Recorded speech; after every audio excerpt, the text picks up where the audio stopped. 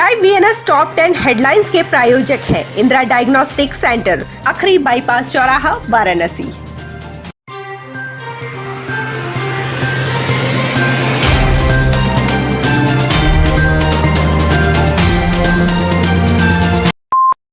वाराणसी में मंगलवार को मिली 5,615 कोरोना जांच रिपोर्ट में से कोई भी पॉजिटिव मरीज नहीं मिला है। बीते 24 घंटे में किसी कोरोना मरीज की मौत नहीं हुई है।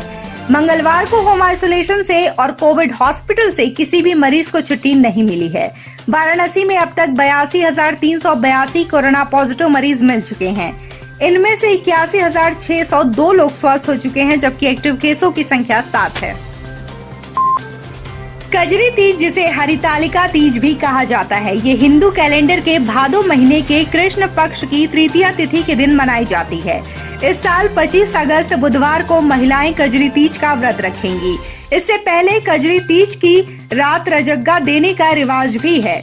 कजरी तीज का व्रत रखने की पूर्व संध्या पर सुहागिनें जलेबा खाती हैं, जिसे देखते हुए वाराणसी में जलेबा की दुकानें सज गई हैं। इस दौरान रात में कजरी गीत गाने, ढोलक, झाल संग पूरी रात नृत्य संगीत की परंपरा भी है। बुधवार को ही गणेश चौथ का व्रत भी है। वाराणसी के लोहटिया स्थित भगवान बड़ा गणेश के मंदिर में इस दिन सबसे ज्यादा भीड़ देखने को मिलती है। शाम को चंद्र दर्शन के बाद व्रत के पारायण का विधान है। दुर्गाकुंड स्थित हनुमान प्रसाद पोद्दार अंध विद्यालय को खुलवाने की मांग को लेकर पिछले 20 दिनों से विद्यालय के बाहर धरना दे रहे दृष्टिबाधित छात्रों से मंगलवार को पूर्व राज्य मंत्री रिभु श्रीवास्तव मिलने पहुंची और छात्रों की व्यथा सुनी। इस दौरान प्रेस कॉन्फ्रेंस आयोजित कर छात्रों ने कहा कि हमारी तो आंखें नहीं है और प्रशासन ने भी हमसे अपनी आंखें फेर ली है। दृष्टिबाधित छात्रों ने कहा कि हम श्री हनुमान प्रसाद पोद्दार अंध विद्यालय का आकार छोटा किए जाने और इसे बंद किए जाने के विरोध में लगातार 1.5 वर्षों से पत्र लिख रहे थे।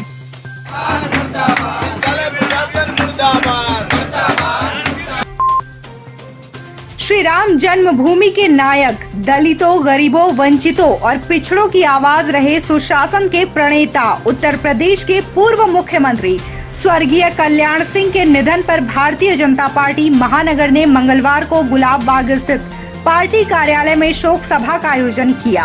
आयोजन में कैंट विधायक सौरभ श्रीवास्तव ने कहा कि पूर्व मुख्यमंत्री कल्याण सिंह, जिन्हें लोग प्यार से बाबूजी कहते थे, उनके निधन से भाजपा परिवार के लिए अपूरणीय क्षति हुई है।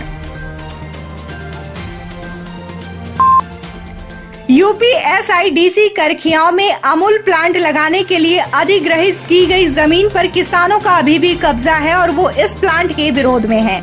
ऐसे में कुछ दिन पूर्व जिलाधिकारी ने मौका मुआयना कर विरोध करने वालों पर मुकदमा दर्ज करने की बात कही थी।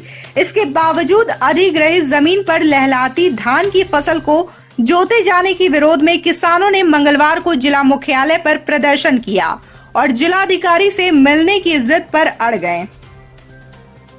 और जिन महिलाओं ने वहाँ पे उसकी रोपाई करी थी, वो जाकर के वहाँ विरोध भी करी है, लेकिन शासन ने उन्हें दौड़ा लिया, वो चली आई वापस। हम लोगों ने मना किया कि आप लोग वहाँ मत जाओ, हम लोग चलेंगे डीएम साहब के पास। सबसे पहले उनसे बात करेंगे कि जो धान की फसल नुकसान है उसे रोका जाए, और हाई कोर्ट ने जो फैसला दिया है, सुप्रीम कोर्ट ने जो फैसला दिया है, किसानों को मुआवजे के लिए उन्हें दिया जाए। और जो आलोक टंडन डीएम साहब ने कहा था कि एक किसान को नौकरी दी जाएगी, तो एक किसान को उनके शैक्षणिक योग्यता के अनुसार नौकरी दी जाए। चंदौली जिले के चकिया कोतवाली क्षेत्र के सैदुपुर गांव में मंगलवार को मोमोज बनाते समय घरेलू सिलेंडर में गैस रिसाव से आग लग गई। इसकी चपेट में आने से 2 मासूम समेत 5 लोग गंभीर रूप से झुलस गए। मौके पर पुलिस व फायर ब्रिगेड की टीम पहुंची। घायलों को एम्बुलेंस से जिला संयुक्त चिकित्सालय भेजा गया। यहां हालत गंभीर देख चिकित्सकों ने वाराणसी मंडलीय अस्पताल के लिए रेफर कर दिया। फायर ब्रिगेड की टीम ने सिलेंडर की आग बुझाई। जालौन जिले के कोरिया थाना के मेवासा गांव निवासी सुरेश पाल यहां किराए पर कमरा लेकर रहते हैं और मोमोज की दुकान लगाकर घर गृहस्थी चलाते हैं। नगर निगम के कांग्रेस पार्षदों के एक प्रतिनिधि मंडल ने मंगलवार को नगर आयुक्त प्रणय सिंह से मुलाकात की। कांग्रेस पार्षद दल के नेता सीताराम केशरी के नेतृत्व में हुई इस औपचारिक मुलाकात में सभी का परिचय हुआ और कांग्रेस पार्षदों ने अपने वार्डों की समस्याओं से नगर आयुक्त को अवगत कराया।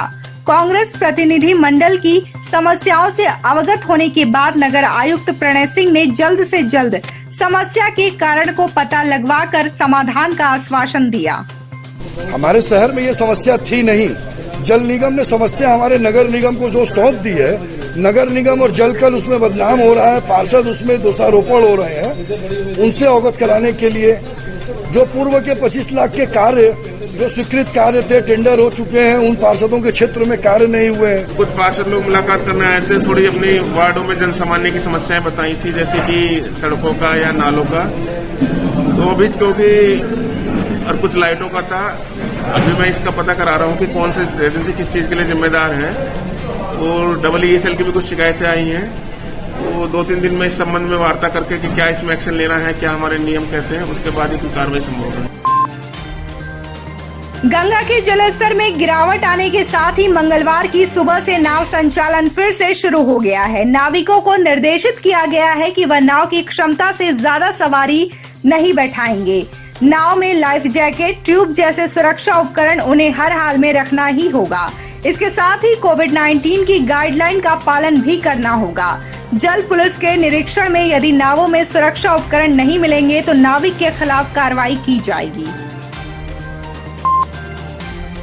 कोरोना काल में बंद किए गए स्कूल कॉलेज शासन की मंशा के अनुरूप खोले जा रहे हैं। कक्षा 9 से 12 तक के स्कूल खुलने के बाद मंगलवार से कक्षा 6 से 8 तक के स्कूल भी कोविड गाइडलाइन के अनुपालन में खोल दिए गए हैं। स्कूल खुलने के साथ ही अभिभावकों और बच्चों के चेहरे पर खुशी की लहर दौड़ गई है। वहीं सभी स्कूलों में छात्रों को बिना मास्क के प्रवेश नहीं दिया जा रहा है और सभी की थर्मल स्कैनिंग भी की जा रही है। इस संबंध में BSA राकेश सिंह ने बताया कि सभी विद्यालयों को कोविड गाइडलाइन के अनुरूप स्कूल खोलने की अनुमति दी गई है। जिलाधिकारी कौशल राज शर्मा ने मंगलवार को कैंप कार्यालय पर खाद्य सुरक्षा एवं औषधि प्रशासन विभाग की जिला स्तरीय कमेटी की बैठक की। डीएम ने खाद्य एवं औषधि प्रशासन विभाग के अधिकारियों को निर्देशित किया कि 1 सितंबर से 15 सितंबर तक हेल्दी सिटी के नाम से युद्ध स्तर पर अभियान चलाया जाए। इसमें जिले में खान पान की दुकानों के दुकानदारों, ठेले खोमचे वालों को हाइजीन तरीके से सामान तैयार करने, बेचने तथा साफ सफाई पर विशेष ध्यान देने के लिए ट्रेनिंग आयोजित किए जाने का निर्देश दिया।